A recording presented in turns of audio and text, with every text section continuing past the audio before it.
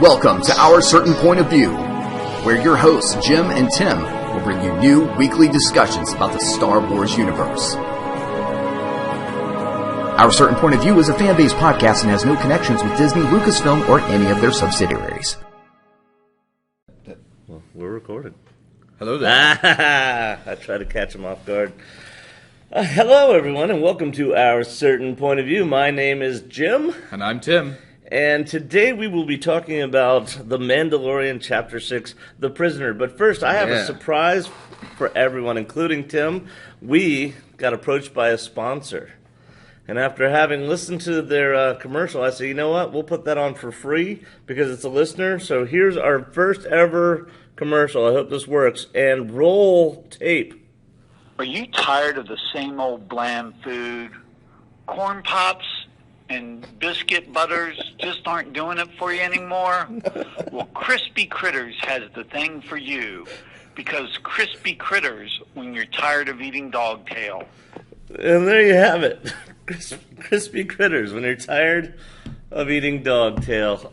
So that's our first ever ad, and I'm not going to make any money off that. I'm not even entirely sure what he's selling. Krispy Kreme? Crispy Critters. For when you're tired. Critters? He literally said when you're tired of dog tail. When you're tired of dog tail. And I am tired of dog tail. So there's our. We're sponsored. All right.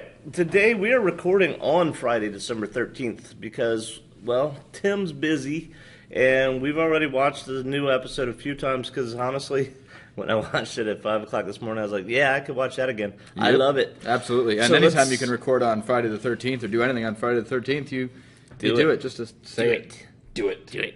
All right. So first the news. Tickets for Rise of Skywalker. We're only 6 days out, so make sure you try to get yours. Shout outs. As always, Shasta Mandalorian Mangold. Yeah, thanks, Gordon. He is the guy who made this podcast possible, and we forever need, adore. Yeah, we definitely need him. And adore. And adore. And Arden for the intro music. So Arden's thanks, awesome. Arden. Yeah. And I told Arden the other day, his music has now been heard in the Netherlands. So That's the Netherlands is the new country to join our listener base. And we had quite a few people already from the Netherlands. And I thought this was interesting. Because guess what the Netherlands has that a lot of Western Europe does not have? Does Netherlands have Disney Plus? They do have Disney Plus. All right. So I was looking at the rollout. Did not realize just how delayed it is for so much of the world. So it's unbelievable. Just wanted to remind some of our listeners that Western Europe, including like United Kingdom, France, Germany, Italy, Spain, they don't get the Disney Plus until March 31st is what I have in my notes. I've got March 20th. It's 2020, so it's March. Maybe that's where I saw the 20th. It's in a couple months. It's at the end of March. 4 months. Yeah. So that's kind of rough. And then Eastern Europe is supposed to be maybe October of 2020. Latin America also October Starting in of October. 2020. They said starting the rollout is what they said there, yeah. So that's rough. And then of the Asia Pacific nations, they said could be 2 years, which I find fascinating because you and I talked about this. You mentioned what a big fan base Star Wars has in Japan. That's certainly true. But we know we've got listeners in New Zealand and Australia because they got the rollout same time the United States and Canada did. So go Netherlands, go America, go Canada, all you guys. And for the rest of you, hang in there. It's worth the wait. Yeah. All right. Some mea culpas. Mea culpa is Latin, Tim. Do you know what it stands for? My bad. Yeah. Me culprit. My fault. They never said 34 in the last episode. I kept saying, yeah, I think they said Hangar 34. They didn't. They said 35 throughout. The other one is you caught a hold of a sound at the end of Chapter 4, The Gunslinger. Or, excuse me, Chapter 5, The Gunslinger. Did we want to talk about that? You called me in here. Yeah, because remember dude was walking over to the body of Fennec? Yes. Sorry, I'm ahead on our notes here, and I was like, stop looking ahead. Sorry. Yeah, when the guy in black, right? All we know is I don't know if he's in black or in shade or whatever. Very up. So cast your mind back. I didn't find this. End this was of my episode brother. 5. End of episode 5. Fennec's dead on the ground. Yep, and the person walks up, but there's the man in black. Yeah, there's a very distinctive clink. I've been to the walk, and my brother pointed this out. Yes, the same brother that I yelled at the other day. Ooh, can we take a break from this comment real quick? No? Mea culpa. Okay. Remember I gave that reviewer a hard time about saying Rogue One and then Solo when it should have been Solo and then Rogue One? Yeah. I went back and listened to my rant at my brother, and I said Rogue One before Solo also, but I was distressed. I know that it's Solo before Rogue One, that's why I went for the correction. But back to this, there's a distinctive clink that he pointed out, and it sounds like Spurs. It sounds like Spurs. Yeah. And then as soon as you showed me that, I was like, oh, I know where I've heard that before. Yeah, he knows where I was going, so I immediately clicked over because, hello, Disney Plus. I can jump Star Wars to Star Wars to Star Wars, so I jumped to a different movie. What did I jump to? I'm going to go with my favorite movie, Empire Strikes Back. Yeah, with the worst ever dinner guest, Han Solo. So Han Solo is there, invited to dinner, and 5 then shots. Han Solo... Page. Pew Pew Page. Han Solo's in there, and somebody walks in. Yeah. Compared to Darth Vader, he's a little guy in a gray suit. He's in bunch of armor. definitely a different kind of suit. I've seen a suit like this recently. I think he might be a Mando. Maybe. Yeah. We're wasting Boba Fett time. walks in. Boba Fett walks in. Sounds like he's got spurs on. Yeah, he does. Which is exactly what it sounds like. You're right. Now, when I re-listened to that scene, I thought I heard an Imperial probe droid. It did it. That's a pretty good impression. That was pretty good. We got sound effects. Anyway, so that was really cool. I thought that catch about the sound of the spurs. All right, so those are our mea culpas from last episode, that we didn't catch those things, or that I was outright wrong about the Docking Bay 34. As always, if you enjoy the show, please leave us a 5-star review on iTunes. It is how we grow the show, and we do appreciate everyone returning to listen to our new episodes. And yeah, and I'm supposed to give a shout out and say Paige, pew pew, sound effects. Tim doesn't even get that reference. All right, countdowns. How many days till Rise of Skywalker? 6 days until the Rise of Skywalker. We will be sitting in that theater Oh my gosh. in 6 days and just a few hours. I'm so excited. I'm so excited. I'm going to see a movie next week. Yeah. Called Rise of Skywalker. I'm going to see it twice. Same. Well, I got tickets for 2 shows. And, well, I got to pay you. I owe Tim money because he bought the tickets. All right, Clone Wars Season 7 at the furthest is 78 days away. Absolutely. I'm going to try to fly through. Star Wars Day, May the 4th. 143 days away. 143 Star Wars Celebration. 258. August 27th, and no news on Obi-Wan Kenobi, although we would add there have been 2 shows that are now being tossed out there as possibilities. One, Kylo Ren, Knights of Ren type thing. The other is Darth Maul. There's been some talk about a Darth Maul series, kind of like Obi-Wan. Don't know if it'd be a mini-series or if it'd be an actual series. Both I'm interested in. Yep. So I don't know if you've heard anything else. Something along the Solo-ish timeline, I guess. And that's our headlines. Yeah. Okay. This has been our certain point of view. Okay. Let's get on with the episode. What's the name of this episode? The Prisoner. I wonder why it's called The Prisoner. I don't know. I hope somebody isn't taken prisoner. Maybe it's a reference to how we feel in our heart. Anyway, this was a fairly long episode. Yeah. We got a full 44 minutes. Yeah, this was the longest episode. Now, this was directed by a guy named Rick Fumiyama. I know nothing about Rick Fumiyama. Famuyiwa? Fumiyama is what I got. I've got a W at the end. F-U-M-I-Y-A-M-A? F-A-M-U-Y-I-W-A? Okay. All right. It was directed by Rick. Yeah. Wait a minute. Thanks, Rick. I'm going to pause. Hold on. We'll be right back. And we're back. Yeah, we're back. To y'all, nothing happened, but to us, we stopped, and I was shamed. What's his name? I don't know how to pronounce it. I just know it's got a W. Famuyia. Femiya. We're sorry. Hey, we appreciate what you did in this episode a lot. We're going to try to find your appropriate pronunciation. I will say this. This was amazing. He is 1.93 meters tall. Which, Okay. That's 6'40" Yeah. like if you're on the American system. So he's very, very tall. But other than that, I really don't know anything about him. The teleplay. Now, this wasn't done. Usually it says written by. Yeah. They didn't do that. They had teleplay and then they had story by. Story by. So that's kind of interesting. I'd be interested to talk to someone in the industry to explain what the difference is. My guess, because I was wondering about that too, my guess is that Christopher Yost was the other name mentioned. Christopher Yost is the story by. Is that he came up with the general idea, and then I'm thinking Yost and Rick sat down together. Do you know what else? And came up with the teleplay, but I don't know why the written by wasn't there. Christopher Yost, do you know what else he's done? No.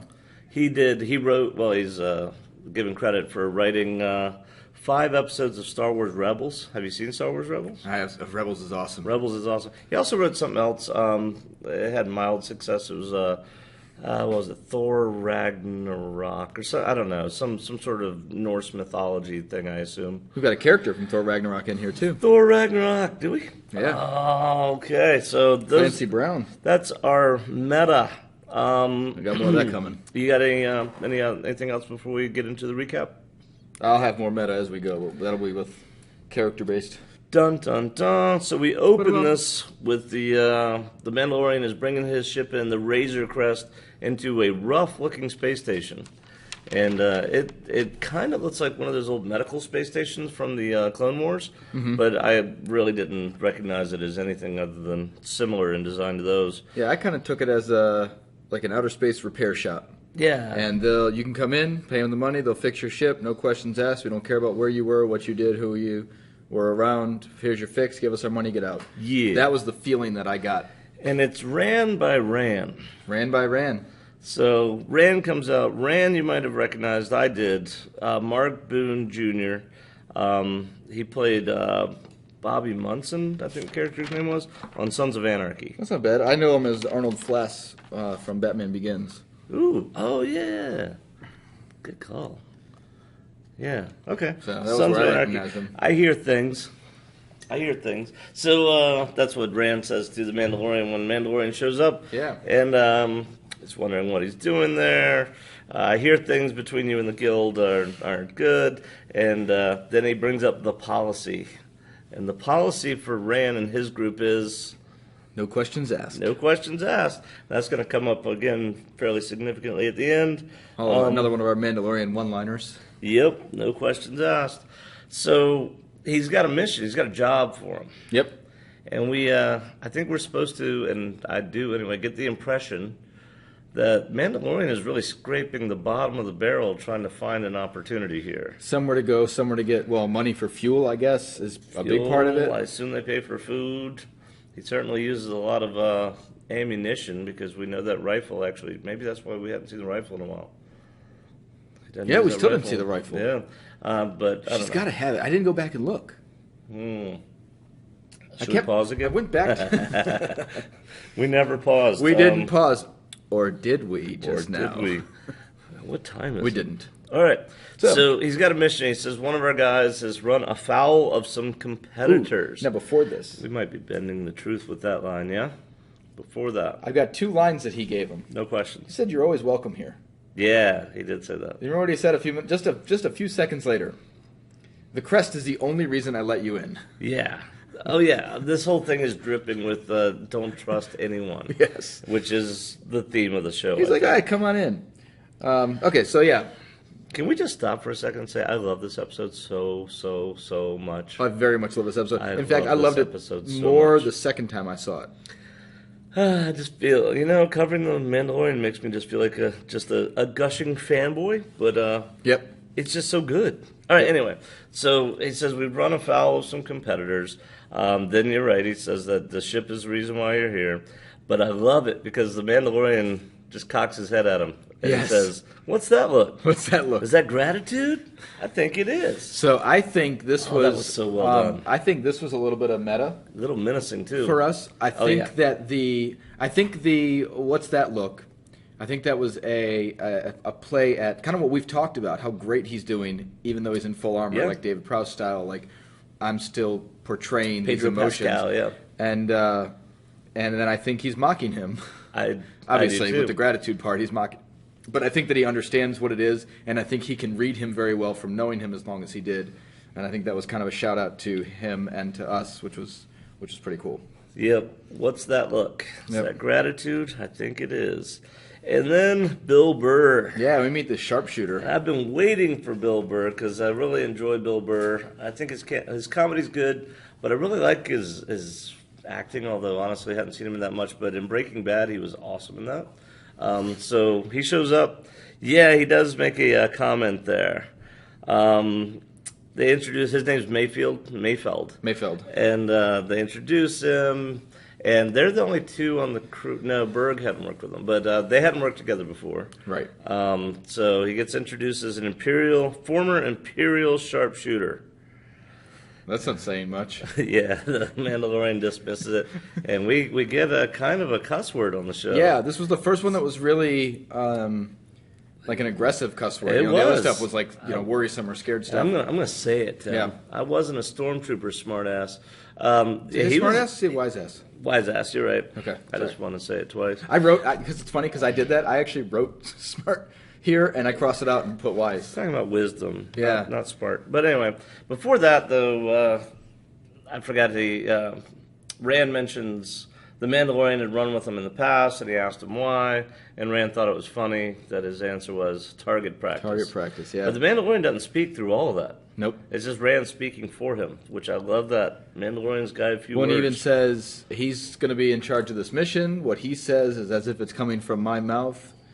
Yep. Are you good with that? And he says something along the lines like, if you say I'm good with it, I'm good with it, because I'm doing whatever you say, was kind of the way I took that. Yep. And then we... then the two of them walk together, yeah. Yeah. So we get to the Razor Crest, surprised it can even fly, and now we meet our crew. Well, then he says something else. Now, this was a little bit of a... This was a kind of a shout-out to us, too, which I didn't like quite as much. What's that? He related it to a Canto Bight slot machine. Yeah, I didn't even want to mention that. Sorry. I don't know what you're talking about. Yeah. What is that a reference to? I don't know. Are you talking about the gambling casino in The Last Jedi? Okay, there, we said it. Yeah. I was a little torn by that insult, because I didn't know if it was this machine's so simple that it's like a slot machine. I think he meant every time you get in, you're risking. Yeah. Okay. Yeah, it's a game. Oh, I like that. I was looking machine to machine. I'm like, because those were all like fancy machines, like clean and crisp and shiny. And I think you're rolling the dice every time. There you go. I like that. Okay. See, I like the reference even better now, though. It does make sense. If that is the casino planet, even if we didn't have to go there to know that, now that we know it is a casino planet, that's better. I'm happier with the line now that you said that. I'm glad I brought it up. Well, that's our show, though. I just found more joy in this episode. You know what a Devronian is? Yeah. Because we're introduced to one at this point. Yeah, we are. What's the first time we saw a Devronian? I don't remember. Was it in the, was it in Empire? Nope. It was in the cantina in New Hope. Oh, yes. And the creature scene where they're showing all the different aliens in New Hope. Yeah. They show a Devronian. Devronian is what Berg is, so the devil-looking guy, almost like a Hellboy-looking guy. So we meet Berg. And he says, so this is the Mando. Thought they'd be bigger. So this is a Mandalorian. Thought they'd be bigger. Yep. And, of course, that's a little fan service, too. It's the first time Grievous and Anakin meet each other. They make similar comments to each other. Yeah. Then we meet a droid named Zero. We do meet Zero. Does he look familiar to you? Zero looked like the... I was looking at it, but I couldn't picture it. Well, they changed him just enough, but the helmet's almost identical to Forlom, 4LOM. Yeah. The bounty hunter from Empire Strikes Back. Now, in Empire Strikes Back, Forlom is the... it is a protocol droid body, but with that insect-looking head on the top. On Zero, they actually changed the body enough that it's not C-3PO's body with a different head on it, but the head is almost identical to Forlom. But he's obviously not Forlom. He's Zero. I like that name, too. And then we meet our next member. How do you pronounce her name? Jen. And she's a Twi'lek. Yep. And she said, on second watch, this line made a lot more sense. Why shouldn't I cut you down where you stand? Yep. So that's how she greets it. Did you recognize her? I did not. I did right away. Oh, nice. Yeah, we were watching her, and it's her eyes. You can see her. Surprised me. She's in the Harry Potter series and the Game of Thrones series. I've never seen either. Well, that's not true. No, that's not true. Nymphadora Tonks. Tonks. Yeah, she's Tonks, and I think it's pronounced Osha. She was the wildling who helped. Oh, yeah. Yeah. Bran. Yeah. Bran. They really went nowhere with that storyline. I mean, nothing. You should watch the whole thing. It's really good. Yeah. What? Yeah. She's a Twi'lek. Yep. And she pulls a knife on him, puts it to his throat. She has this weird kind of attraction vibe going on with the Mandalorian. You know what it reminded me of is when Asajj Ventress and Obi-Wan Kenobi run into each other in the Clone Wars. Yes. It's this weird kind of flirtatious vibe, but they're also trying to kill each other. So, excuse me. So Bill Burr, Mayfeld gives a, do we need to leave you two alone type of thing. And she says, and I thought this was an important line, I'm all business now. And she looks at the Mandalorian and says, I learned from the past. Yeah. So if you're really good at picking up on the stuff, and the first time you saw it, you should have known right away. All right, there's a unresolved tension here. Me, I just thought it was character building. So the first time I watched it, kind of dismissed it. By the time I watched it the second time, though, I know okay, there's actually a pretty serious history between these two. Oh yeah, so, I figured with her direct run with the knives and his not moving to defend himself, I thought that was pretty. I figured she was did pretty crazy straight there. Yeah, well, that was clear. Yeah, she is crazy. Yeah. And then Berg just says tiny and walks away. And now we have just now ended our cold open. So all of that is the opening scene, and then we get the dun dun with the pipes, and it says The Mandalorian, Chapter 6, dun dun dun dun dun dun dun dun, dun. The Prisoner. Sound effects. Yep. Pew pew.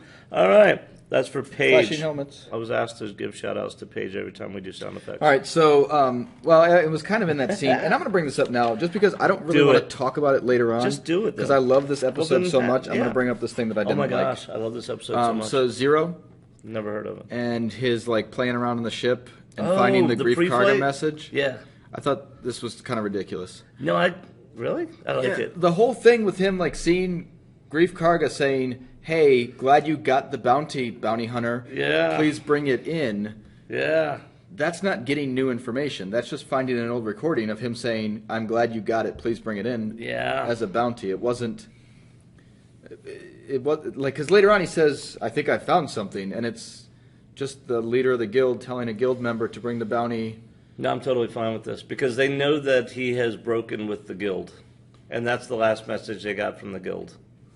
So I get this. This works for me. And a computer would have figured that out right away, too. Wait a minute, this guy doesn't work for the guild. In fact, we know he's on the run from the guild because Rand even says that. He had a falling out with the guild. But wait a minute, here's a message from the guild saying, bring in this last bounty. Good job. Computer Zero Brain says... Yeah, maybe, but then his reaction... Zero with an X. His reaction at the very end... that's how Zero spelled Zero the Hutt. Oh. I think it's spelled with an X. Like Xerxes. Maybe not. Okay. Anyway. He pre-flights this thing, finds the grief message. Yeah. Grief Karga message. Starts it, sees the whole thing later on, and yeah. And then they start doing the breakdown. Now this show jumps back and forth scene to scene, and when we get to the middle of it, it really makes sense why. So they'll show what one character is doing for only 30 seconds, and then switch to a different character, and I love the way this was done, though. Oh, yeah. Because they switched to Rand and Mayfeld are breaking down the mission. And they're going to attack what they call a fortified transport ship, or rather, they're going to liberate someone from a fortified transport ship. And the Mandalorian points out, this is not a rival guild, is it? A rival faction. Yeah. It's a New Republic prison ship. This was an arrested citizen, not a... So he doesn't want to tangle with the actual authorities, and he even says that's more heat than I'm looking for. Yeah. And I like Rand's response. More heat than any of us are looking for. That's why you don't get caught. That was a good response. Yeah, it was. And how do they reassure him? Because Mandalorian's like, no, I'm not doing this.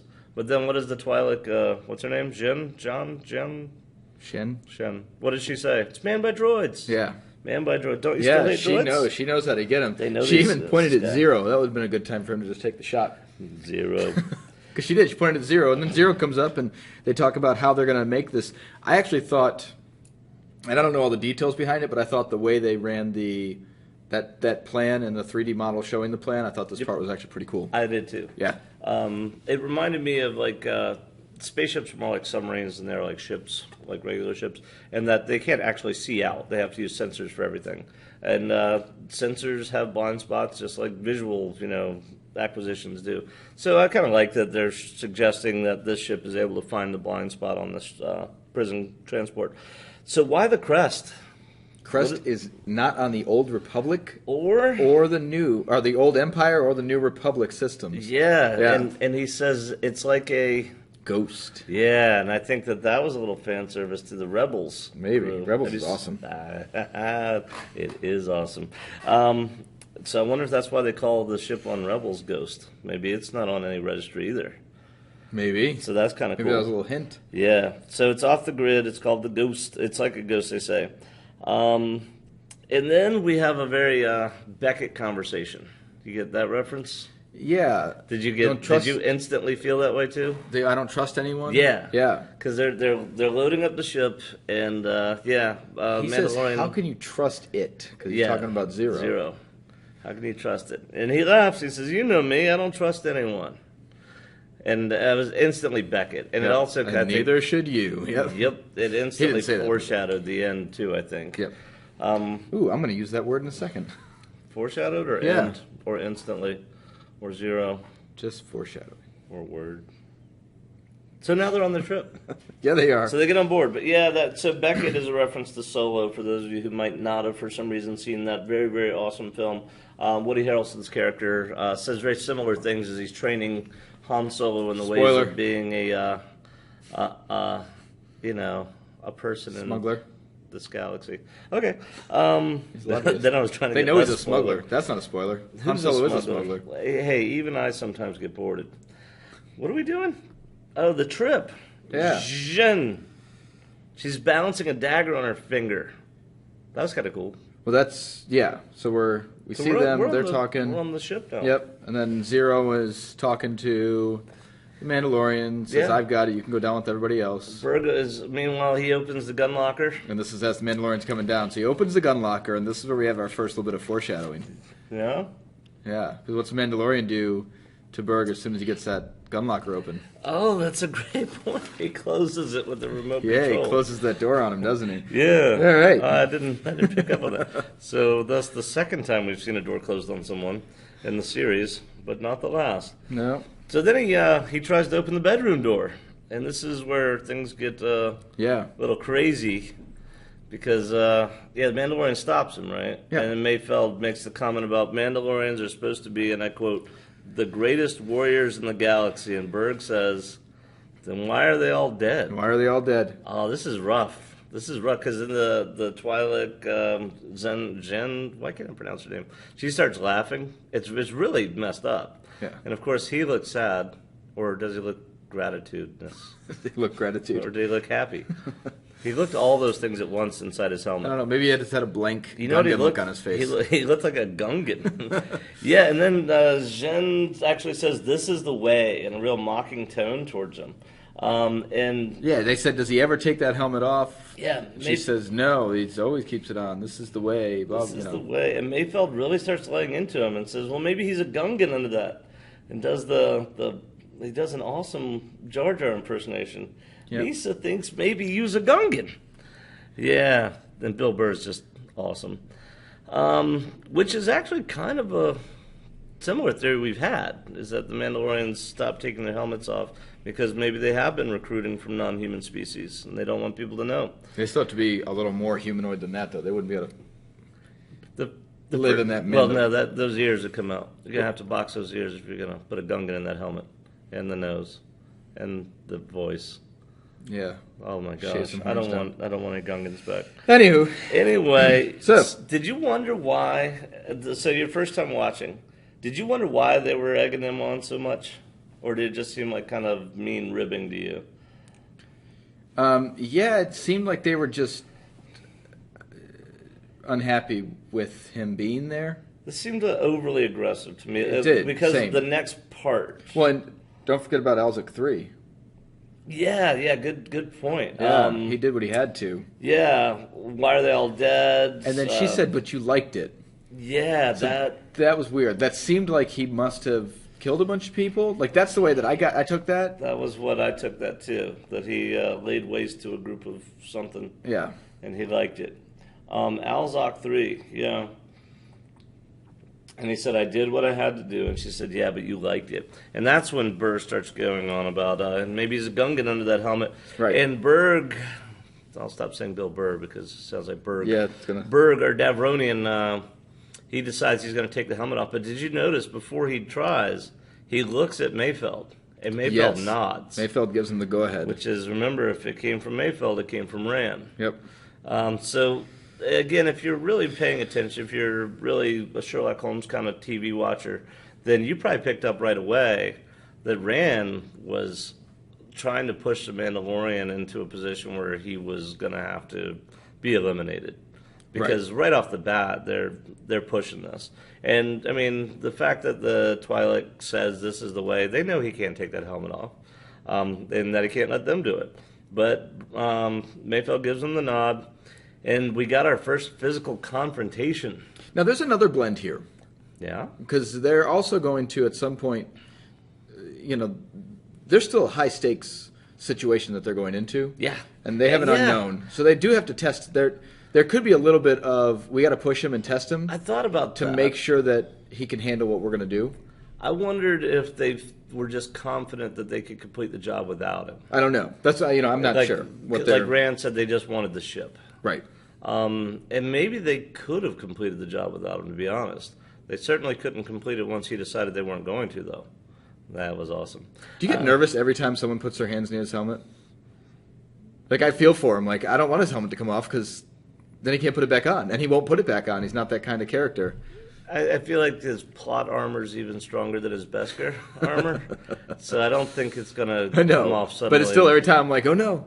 I think... until the time it does. And then you're going to be shattered. It's not that I don't get nervous. I get excited because I know someone's about to get hurt. Someone's about to because I don't think they're going to get it off. I think he's going to. I think he's going to hurt them, and that's what he does right here. Yep. He put that guy. So we see later on that the Davroni is really strong, much stronger than I would have thought. Yes. I mean, I have that. I wrote really in all caps here. Yeah. He's crazy strong. So when the Mandalorian that first time just puts him on his rear end real fast. That was well done, but you don't realize how well done until later when you see how strong this guy actually is. But in falling, he hits the door panel, and dun dun dun, the most recognizable Star Wars character of the last 30 years is out there. Yeah. Baby Yoda is Baby revealed. Yoda's here. He's so cute. Is that a pet or something? That's Mayfeld's response. And this was a weird. This was a weird whole. Oh, excuse me. This was just a weird interaction for me. They're still just being jerks. Yeah, they are the whole time, and then he, pretends to drop him, like picks him up, pretends to drop him. Well, and then the Mandalorian jumps a little bit there. John Did you notice says that there's a little tiny jump, which I little flinch. love, because he's like, "I'm going to catch that baby, and then I'm going to end you." Catch the baby. She says that coat of yours has made you soft. Yeah. Jan says to the Mandalorian.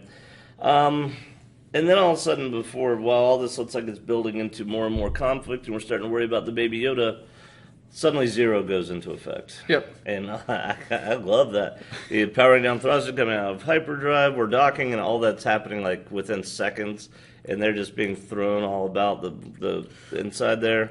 Which I really liked that there wasn't like a, hey, we're going to be like, and they yell at him or she gets upset about it. No countdowns. Right, no countdown or anything. But I love that they did that because it really gave us the feeling of this needs to be, we're out of hyperspace and immediate action to make this work. Go. And they really showed that with how rushed we felt and how rushed it was. That's a good point. That's some good writing and some good filming. Yeah, I think that was a really good job. Now, in that, there's all kinds of stuff going on. Of course, at this point, Mayfeld drops Baby Yoda. Yeah, he does. And the Mandalorian drops himself to cover him. Yeah, he does. Yeah.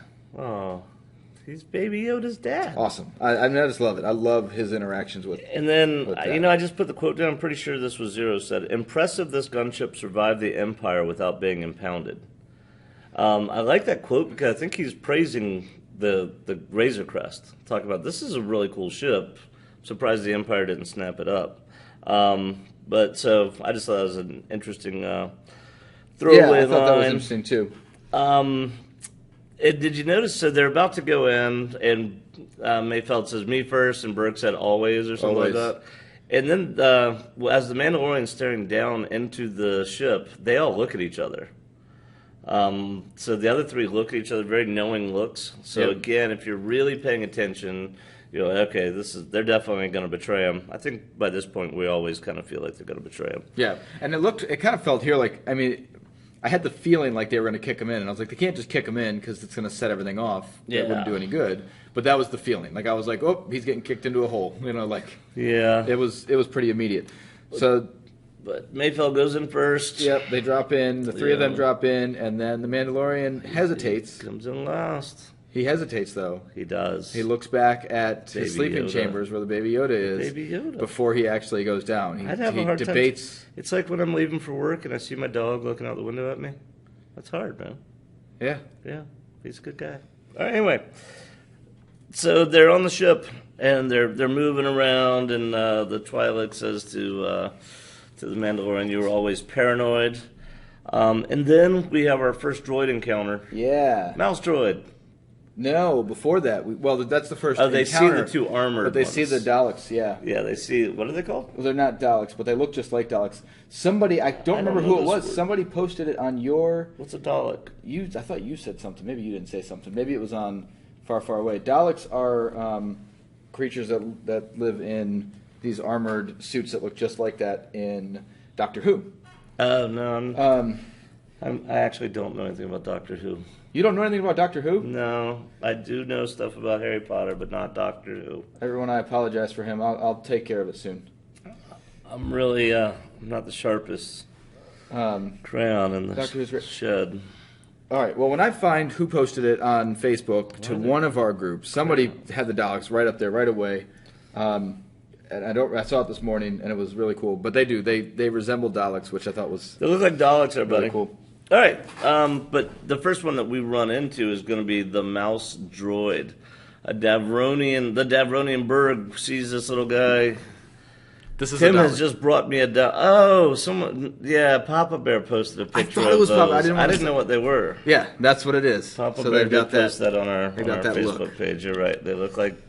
Tim has just shown me a tiny statue toy thing of a Dalek, apparently. And it does kind of look like these droids.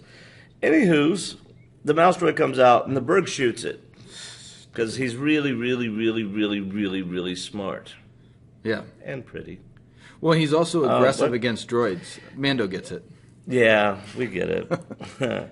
He just shoots first. And, of course, this makes Mayfeld upset. They're going to know we're here. And then 4 droids that we've never seen this type before show up. And I like these droids. They're so much cooler than the old battle droids. Yeah, they are. 4 of them show up. They're pinned down pretty quick. We see Mayfeld's backpack come into play. This reminds me of the Battlefront. PlayStation 2 had Battlefront 2.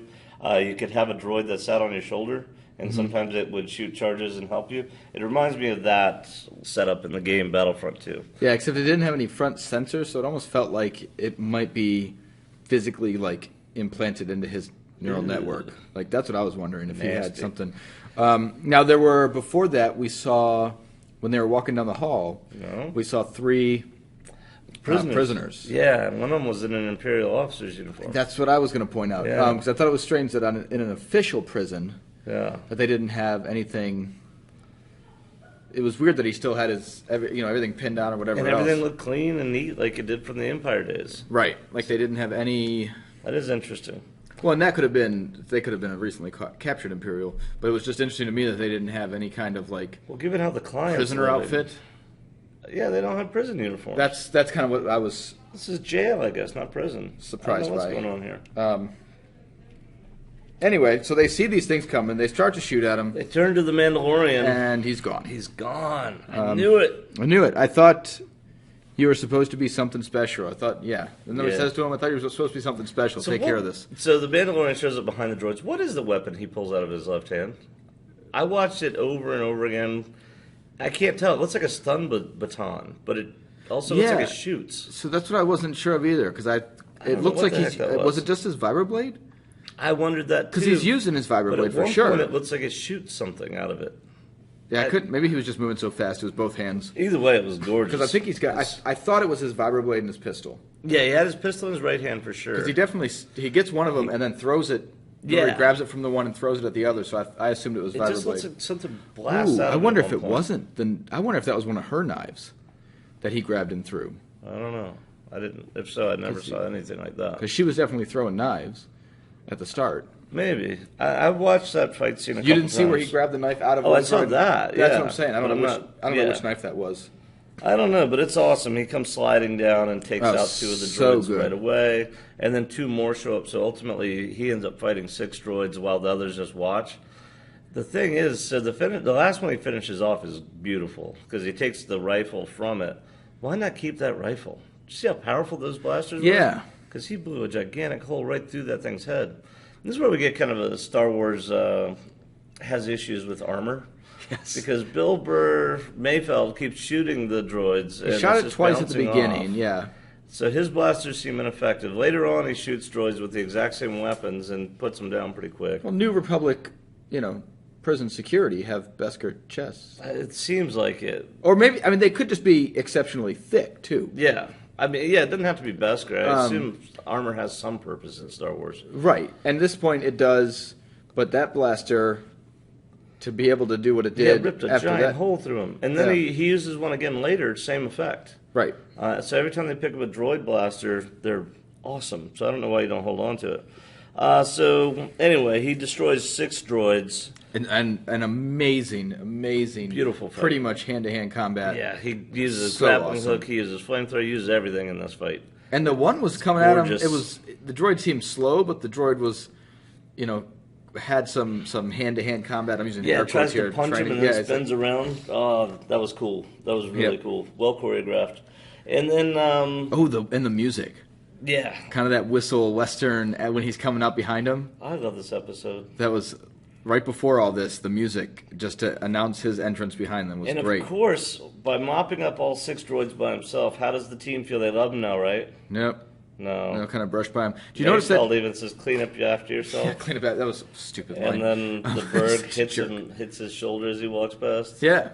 Yeah, not in a friendly way, but like a get out of my way sort of way. And I'm going to jump ahead. Later on, the Berg takes some stuff out, which we'll talk about, and you keep saying Bill Burr, and Mayfeld kind of congratulates him, like very directly. Yeah. Like kind of a good job, buddy. Like good job, buddy. Like he gets that. He does that sincere when congratulations. He takes those 2. Yeah, just the 2 things. Daleks. Daleks. And then what was the other piece? They're here? not Daleks for legal reasons. Whatever. We have organic signatures in the bridge. Are we ready to get there? Did I lose your train of thought? Yeah, it's okay. What day is it? What are we doing? Friday the 13th. I do know that. Paige. All right. Hello there. Stop hitting the soundboard. All right. So 0 reports an organic signature coming from the bridge. Yeah. Uh-oh. There's a flaw in our plan, a fly in our ointment. Oh, I know what it is now. Stitch. Okay. When Mayfeld holds them back from approaching, when the last 2 droids show up, they're getting ready to come in to help and take them out. See what the Mandalorian will do. See what the Mandalorian will do, or let him do what he's going to do and be taken out, and then we'll just take out these 2 droids real quick. We can hit them. Yeah, I got that impression too. It's kind of like worst case, they kill the Mandalorian, we got to kill them. Best case, we get to watch. They kill the Mandalorian. Well, and we get to watch what the Mandalorian does. We want to find out who this guy really is. And this is who he is. Yeah, so they got to see who he was, and so did we, more importantly. Yeah. That was beautiful. So here we go. We're on the bridge. Signature. Yeah. Which means there's somebody living in there. Yes. And, of course, we find out it's a guy named Devon. Devon. Devon. That's D-A-V-A-N. Devon. He seems like kind of a not-so-confident new guy. Yeah. Ismael Cruz Cordova. I don't know what that means. That's his name. Ismael Cruz Cordova? Is the actor's name? Yeah. Oh, Devon. Nice shoes. Nice shoes. I would be willing to bet Mayfeld, the actor, Bill Burr, that's all ad-lib. Nice shoes matches the belt. Because he's a stand-up comedian in real life.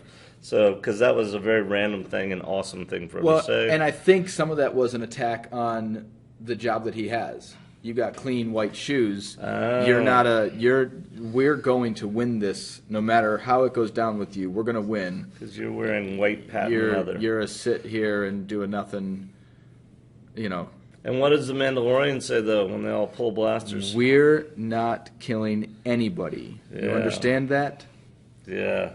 And so now we get into this standoff where they're all aiming blasters at each other. He's aiming his, And how are we going to break this stalemate? Well, then Davin brings out a very important piece to this pie. Yeah. The tracker that's going to basically send a distress signal to the New Republic fleet. I had a little issue with that too. Yeah, that seemed odd that the ship wouldn't have that automated, to be honest. Well, two things. One, hit the button, self-destruct the ship. If we're completely taken over and the prisoner's going to get out, self-destruct. Yeah. That was my That's what concern. I thought that was at first. Yeah. My other concern, and I'm going to jump way ahead here on this, when he takes it with him and calls the Republic somewhere else, I feel like that device isn't strong enough to send out full signals. Sure it is. Without tracking being fobs can do it. Well, that causes into my issues with the tracking. We've talked about how I feel about the tracking fobs. I need more explanation about those. No, we buy it. Speaking of which, did you see all those tracking fobs this episode? No. This is a point of contention for you, isn't it? Not really. So we're going to go a little meta here. Second episode in a row. Second episode in a row with no tracking fob for the kid. No one's looking for the Mandalorian or the kid anymore. Which you pointed out that he's on the run, he's moving around. It shows he's effective in avoiding these people. And I think there's a bit of a meta reason here. Yeah. We know that Favreau wrote 6 episodes of The Mandalorian. Yeah. He did not write this one or the previous. Correct. So I'm thinking these inner pieces, as much as they don't move the story forward, they give you a little bit more information about, what's going on and who he is, these little side quests, but they're not messing with that main story. All of the tracking Baby Yoda happens through the first 4 episodes. Yeah. And I think we're going to pick back up to end it out in these last 2 episodes. I think we're going to see that because we'll have Favreau's writing taken back over. Well, I think they flesh out character of the Mandalorian more. I think we're going to see a lot of these people again from these last 2 episodes. Well, not a lot of time to see a lot. There's a lot of characters to not have a lot of time. I hope Cara Dune comes back. Cara Dune, I'd be willing to bet she comes back. I bet Nick Nolte comes back. I bet Bill Burr comes back. I wouldn't mind seeing O'Mara come back. Who's O'Mara? O'Mara was the woman that he liked on the planet. Yeah. With the I don't daughter. think we will, but because of the daughter, I don't think we will. But maybe I'd like to see her come back. She had an interesting story. Yeah, that's for sure. All right, so how do they finish the stalemate, though? They don't. The crazy Twee, no, he says? That's what he calls it, Twy, yeah. Yeah, crazy Twy. The crazy Twy does. Shan. Why can't I say that? I don't know. Yeah, she's just throwing nice dude dude right in the neck. You didn't take a semester of neck. Mandarin Chinese. I did. True, I did not. And I listened to it. She gets him, I think, in the neck with one of these little knives of hers, doesn't she? That was closer. Closer to what? You said she. It's like Shan. There you go. That's it. Is it what? Break? Yeah. Oh, no. Yeah, she throws it. He hit the button. He hit the button. Was that light going off before? Was that like blinky? Yeah. So Davin's down. That was a distress signal. Tracker set off. They got 20 minutes, according to Zero. How did that work? Well, because Zero's tracking like how the closest Republic. I don't know. I don't care either. It works for me because they go out in the hallway and Berg sees 2 giant destroyer-type droid things with almost cannons, and he just grabs it and slams it on the ground and then hits the other one. That was cool. Daleks. That's where we get the first idea of just how strong this guy is. Yes. Because that was amazing. Even and like you said, Mayfeld is like good job. Hey, good job. Yeah. Way to go. And now we meet the title character. Yes. For this episode, the prisoner. So here's another one to pronounce for you, because when the Mandalorian sees him, he says Han or Han. Is that where you're going? Well, I think he said Quinn. Quinn. But yes, he says Quinn, but later on, I think they say, so if you watch the subtitles, it's spelled Qin. Yeah. And I think someone else says Chin. Later. It's I think Mayfeld says that. Chin. Yeah. Yes, I'm messing it with Han. Yeah. On purpose. That's okay. I forgive you. Always. Always. So the force will be with you, always. We meet Quinn. Chin. Quinn. Quinn. Yeah. Whoever it is. And what does he say to the Mandalorian? The man who left me behind has become my savior. Oh, and now we know why Xian knows the Mandalorian and why she held a knife to his throat and said, "Why shouldn't I cut you down right now?" because this is probably the last mission they went on, is where Mandalorian left this guy behind. The man who left me behind is now my savior.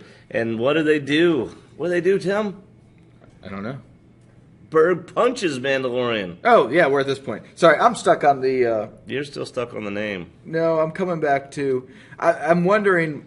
I love backstories. Think about Rebels. I love that we don't always know backstories. Rebels is awesome. And I'm wondering, what happened. So we talked about the relationship, and clearly there was some love interest, and he left. Because I just assumed it was... I assumed it had nothing to do with the brother. I assumed it was the love interest, and he split on her. Second time I watched it, I thought, okay, this is about the brother. Yeah. I just figured it was about her. The brother, I wasn't sure about that either. And I even gave it some thought of, you left me. And I assumed as well that it was like you left me to be taken or caught or beat or killed or whatever. But he could have just... I think he betrayed her brother, and that was enough. He could have just I think he left them all. He could have just left the team. Yeah. And I think they had a even if mission. yeah. And of course, neither of us know. But Right. that's what it's awesome. It's rich enough that it's like all of it makes sense.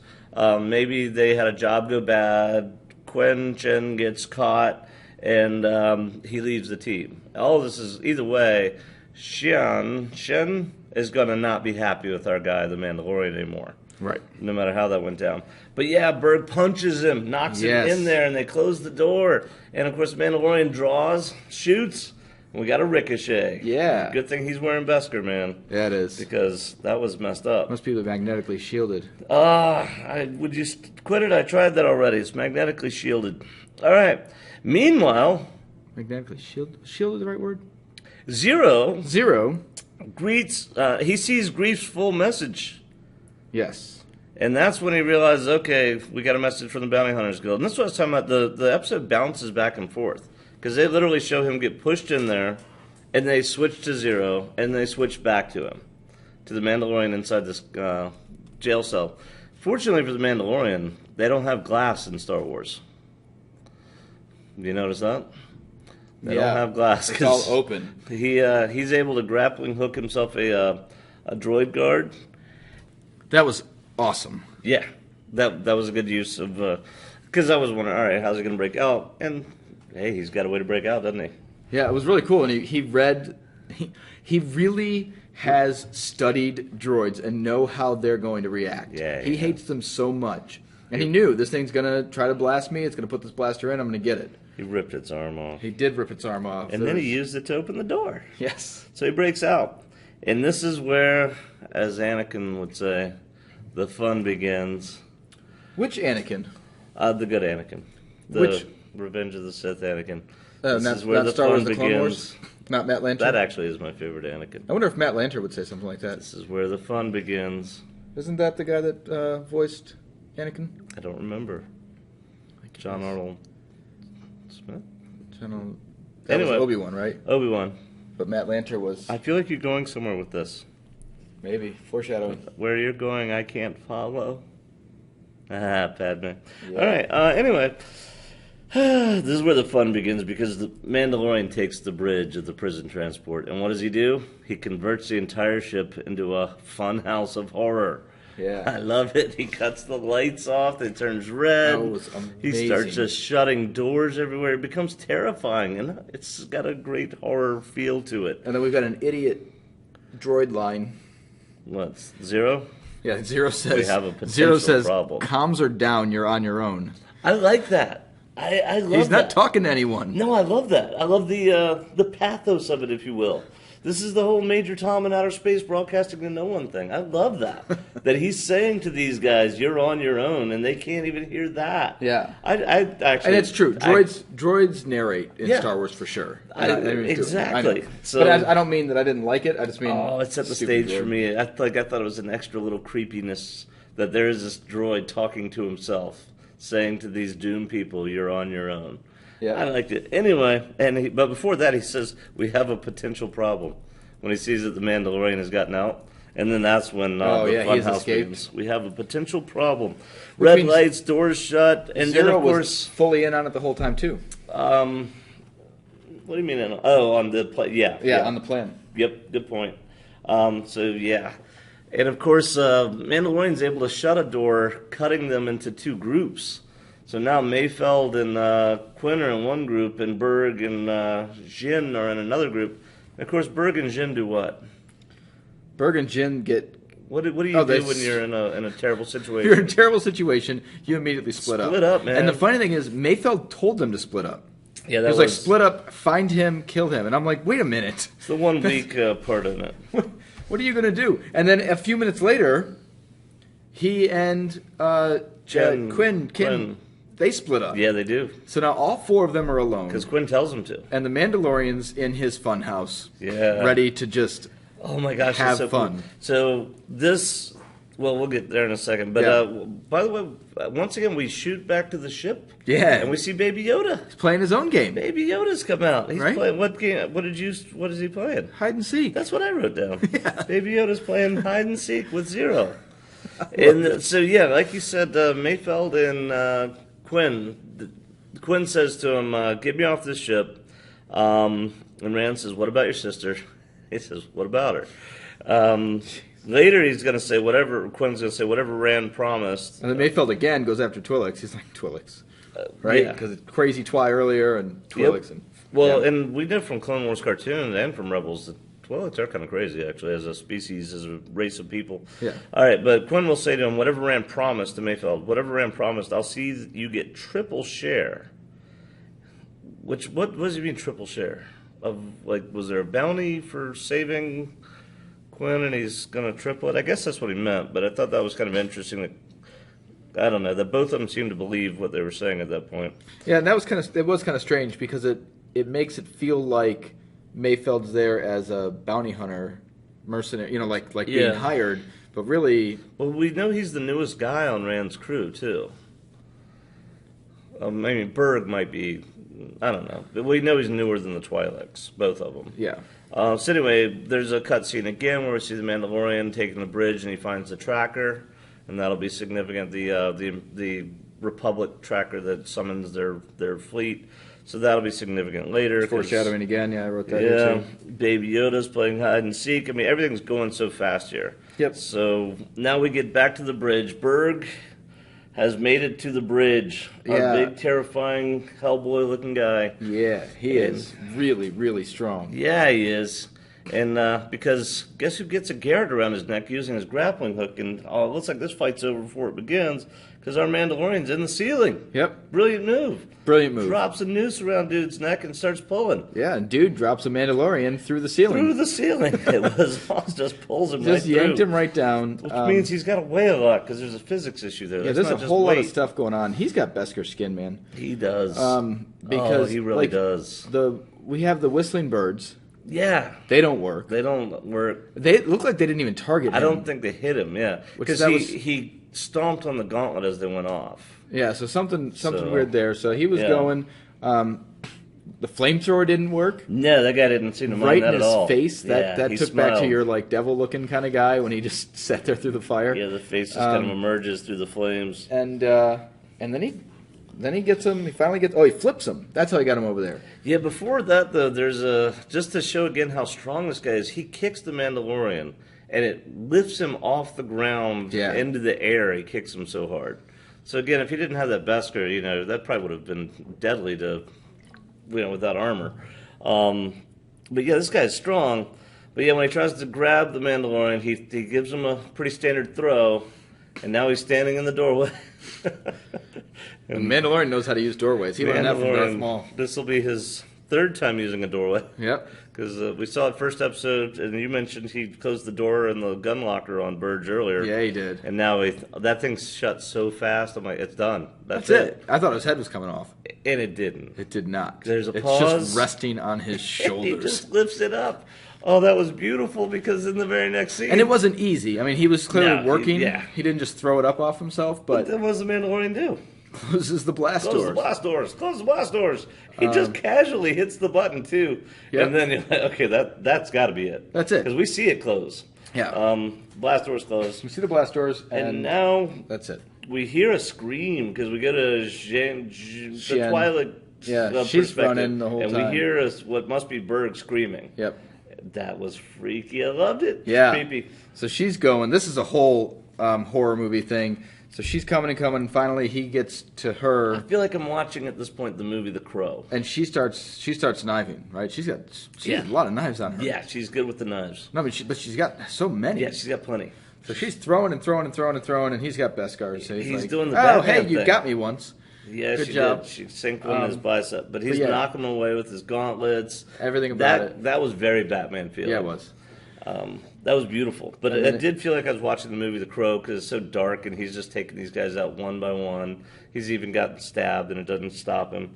Yeah, and he just keeps going, and then it's a very, very horror movie feel because it's so creepy. Like all of a sudden he's there, you know that he's won, but they don't show that how he's killed them, how he's finished them. Like that whole time it's like, and you're done, and then it goes off, and you don't get to see how, and you just wonder what did he just do to these people or creatures or whatever. Because that one ends, he's got a knife to her throat. Right. Like it's like, and she goes, yeah, slamming towards her throat, it looks like. So this has a real horror feel to it. Meanwhile, what Zero... that sound will sound like on the podcast. Sound effects. Hiccup, pew, pew. All right.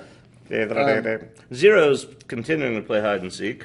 And now we're back to Mayfeld. And he comes across 3 of the regular security droids. He takes them out pretty easy with his little backpack gun and his pistols.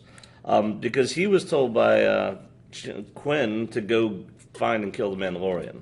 And he was behind them all at this point.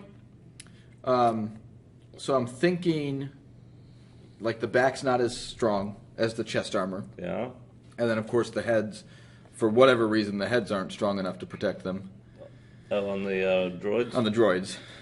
Because his shots all work there. Yeah, he blows those guys apart. And then one turns around, and he hits him in the chest, but it doesn't work, and then he hits him in the eye, and that takes him down. Correct. Which is interesting. And then he sees a mouse droid. And then we see behind him the Mandalorian. Sneaky. That's what I wrote down. Which is kind of a callback to the very, very first episode when the Mithril's in there looking through his stuff. And he says, I was hoping to get home for Life Day. I don't suppose that's going to happen. So, I suppose not. No, suppose not. And, he just all of a sudden appears behind people. Yeah. And now we got our showdown. Quinn is about to climb up the ladder when the Mandalorian shows up and he says, you killed the others? They got what they deserved. Yeah, which the first time I saw it, I thought they were dead. Yep. I just, well, they're dead. Yeah, it's like that's it. That's all it is. They're gone. It's Quinn over. says, you kill me, you don't get the money. You were hired to do a job, right? Do it. Aren't you a man of honor? So he's trying to use the Mandalorian's code, to save his own life, and it works. Sort of. I think the Mandalorian just wanted to go get this money. I really don't think he cared about him at that point. I think he wanted to get that money. I really think he needs gas. I think you're right. I think it's about money. He's got a mouth to feed. Yeah. He's got a baby's Yoda. He's got to buy bone broth. Yep.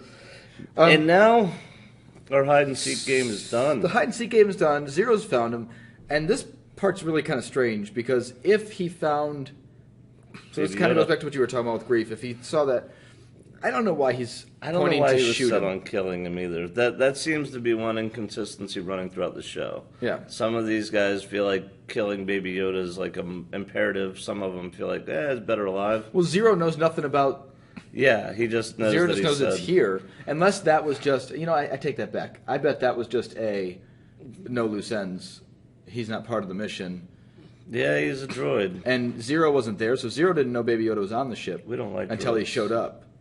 Right, he wasn't down there when they all found him. They found him, and then they all left. Yeah. Zero didn't know about any of that. Zero. So when Zero saw him, he was like, "Oh, this is a stowaway of the Mandalorians. I'm going to kill this because we're killing him," and just shut off that deal. So I'm thinking maybe I kind of feel a little bit better about that now. Yeah. Not better about him trying to. I feel better because at this point in my notes, I started spelling it with a Z. In other words, correctly. Okay. Anyway. So Zero's about to shoot, and Baby Yoda is going to defend himself.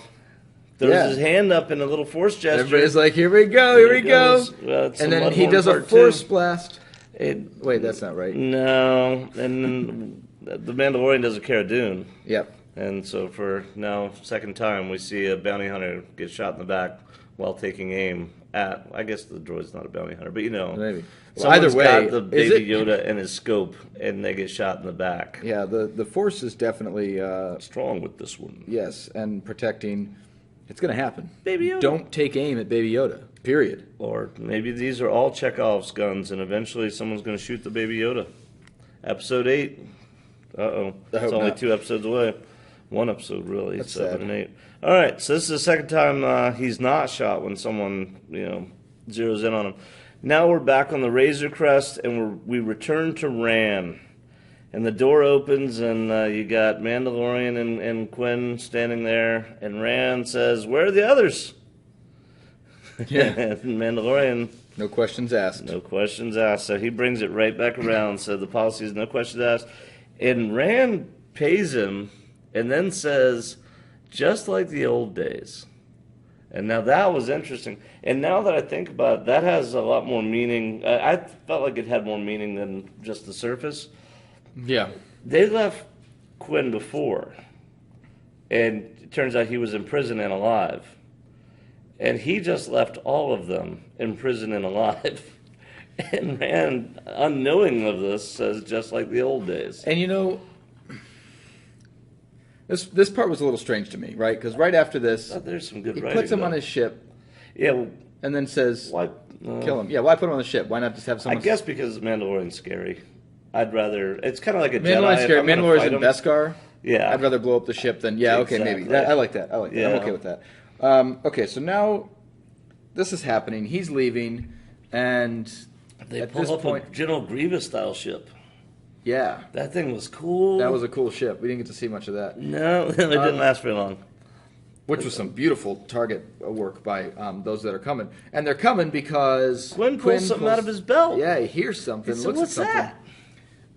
What's he got there? And then... Oh my gosh, it's a Republic tracking device. Rand starts to leave. Like, he's walking Rand away. He's says, like, I'm going to go. "Hello." I'm getting out of here.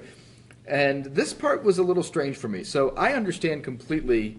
I mean, I said before, it would have been better if they had a self-destruct. But at this point, you've got this distress signal, and let's assume it can send a signal off into the galaxy. It can. Okay. We saw it. Fine. It's on film. Assuming that, because it's got to be powered by a documentary. tiny Kyber to be this powerful. Whatever. Heck so yeah. this Kyber-powered distress Got signal. a fusion reactor inside it. What in the world is the New Republic doing that somebody pushing this thing on some random space station calls them to blow the whole thing up? All right. Doesn't that seem a little murdery by the New No, Republic? because what that is a device that says this is supposed to be with a prison barge holding very dangerous prisoners. If you find it anywhere else, okay. assume that Okay, this yeah, prison the barge has prisoner- been compromised. And then whoever did it, the prisoners made it here. Yeah. Okay. And then you notice they didn't fire though until they said the weapons were coming online. Right. That's what made it really brilliant. Right, there's a gunship coming out. Because Rand said, fire it up, Clearly kill him. this is going to be an issue, yeah. And as soon as they Yeah. fire up the weapon systems, that's when those X-Wings engage. So we have 3 X-Wings, Gold Squadron, jump in. Yes. So we And get they're to the see these- old X-Wings. We get to see these pilots, too. Yeah, did you recognize any of them? I did not. You didn't? I did not. Let's start with I'm this looking one. at a picture. That's not Wedge. No. No. I don't know who that is. Well, he has written and directed some Mandalorian and some Clone Wars. Maybe Is that Dave Filoni? that's Dave Filoni. Oh, that's so cool. He's showing me a picture right now. Yeah. A still shot. I didn't realize that was Dave Filoni. Oh, good for him. Let's keep going. Getting to Shall fly. we? I think I'm muted. I'm definitely muted. All right, here we go. All right, so And they're launching gunship. Who's that guy? that's not a guy. Who's that? Is that Deborah Chow? That's Deborah Chow. Yay! Yay! Deborah Chow's in there. And then the third. She's my new hero. I don't think we can see the third up close. because she's doing Obi-Wan, right? Yeah, she's so awesome. Oh, that they are locking I don't know that we see the S-Wolves in third. position. So the third. Oh, that looks so gorgeous. We're watching it right now. Yeah. Live streaming. The third is. I don't know if we actually see it. I don't think Is so. he the director guy? No, the third is Matt Lanter. It's Anakin Skywalker, voice of Anakin Is Skywalker he from really? the Clone Wars. So Well, look all at 3 Tim of them were like surprising cool cameos. Yeah, I got the cameo stuff this time. Yeah, he does. Nice. Well done. So that was awesome. So they end up blowing up. I can't tell if they blow up the entire station, but they definitely blow up the gunship, probably killing Chen at least, maybe killing Rand as well. I think so. I think so too, because it looks like they were. I would really say even if they destroying had that some kind of place. escape, like those 3, I'll tell you what, it's like they make Star Wars because they were flying those X-wings with some precision. Yeah, they were. Like that was There was no joke. They were in formation, and they were Almost like taking they're that the space writers. station apart. Well, that's cool. That was cool. So then, while that's going on in the background, our hero makes a jump to hyperspace, and there's a really cute scene. He pulls the ball off the little knob, and he hands it to the baby Yoda, and what does he say to him? I don't know. What did he say? He says, "I told you that was a bad idea." I told you it was a bad It was idea. adorable. Yep. And now, kind of like the end of last episode, now we've got another scene We got another that scene. seems to be tacked on. Yeah. And they show us the prison ship. And All three of those guys are still alive. So I think that I disagree with you on one point, because you said we might see them again. I don't know. We'll see them again. I think we will. I think we'll at least. Maybe. Well, I just if anything, really we might see Berg. I don't think we'll see the other two, and I'll talk about that in a second. See Mayfeld. Now, Berg, we see Berg, and what do you notice about Berg? He's fireproof. Yeah, we do know that about Berg. What did you notice in the scene, though? His horns were broken. Horns are broken. Yeah, because of the door. The door got him. Which, again, calls to Hellboy. Hellboy Yeah. lost his horns. So, in this case, I would say only Berg survives this situation. Wow, what's going to happen? Well, I don't know how the whole thing works Yeah. or what they're going to do next, Yeah. but I'm assuming that the food is either delivered by one of those droids or it's automated. You think they're going to be starving to death in And I prison think, barracks in space? I'm assuming it's automated. Yeah. So there's something in the walls that delivers. That's the way that I would have thought it happens. Yeah. And if it's automated, it's delivering food to a prisoner at a time. Yeah. And that's not enough for the three of them in the cell. Yeah. So He's going to eat them I would say if it's, well, maybe not even eat them, but kill them so that he gets the food. and eat them. And maybe eat them so... Pew pew. Well, Sound effects. and that can get darker. I'm not going to Crispy do that on a critters. family show here because, Because when you're tired of dog tails, yeah. that's how we started the show. So, yeah, so there are some new prisoners here. Interesting. Yeah. Weird idea there. But either way, we know they're alive when the show ends. Yes. And I'd like to see Bill Burr, but I don't know. Maybe we won't. I liked him better than the other characters. Oh, absolutely. I also like Rand, just because I like Sons of Anarchy, so it's kind of neat to see him there. Yes, But that's the end of the episode, so we got 2 episodes left. And we know they're both... so one of them comes out next Wednesday, which is in order to not conflict with The Rise of Skywalker. And there's been a lot of speculation that this is also going to have some information relevant to Rise of Skywalker.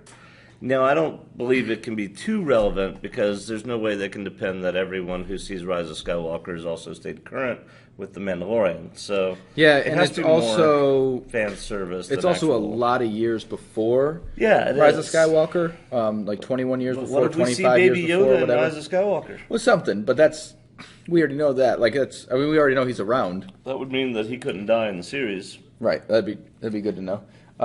Would it? Take away a lot of the. Oh my gosh, what's going to happen? I think he's safe. This is back to the plot Yeah, plot piece. armor. Then, yeah. Yeah.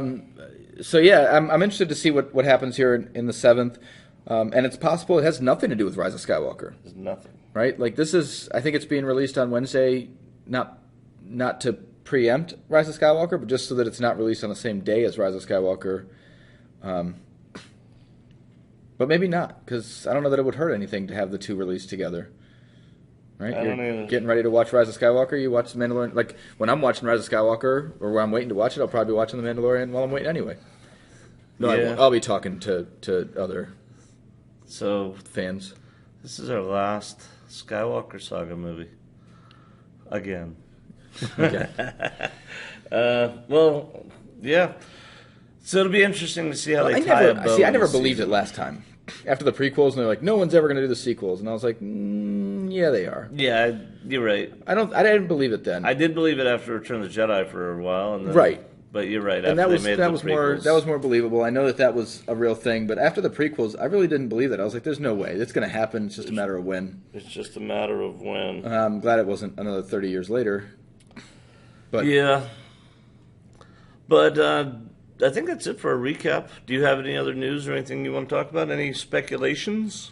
This has been really, really quick for us because it is, like we said, Friday. So the episode came out today. We haven't had too much time to really think on it. So I don't really have any theories.